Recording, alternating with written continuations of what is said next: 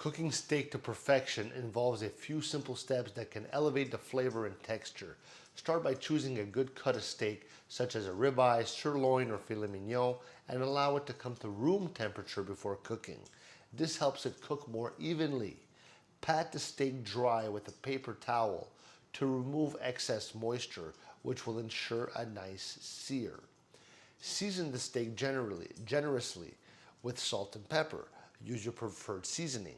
Preheat a skillet or grill pan on medium-high heat, and if using a skillet, add a small amount of oil with a high smoke point, like canola or vegetable oil to coat the pan. Personally, I would use coconut oil or grapeseed oil because all the rest are not good to heat. Once the pan is hot, place the steak in the pan and let it sear without moving it for a few minutes. Flip the steak and cook the other side. The cooking time will depend on the thickness of the steak and your desired level of doneness. For a medium rare steak, cook for a few minutes per side. Use a meat thermometer to check internal temperature if necessary. Let the steak rest for several minutes after cooking to allow the juices to redistribute.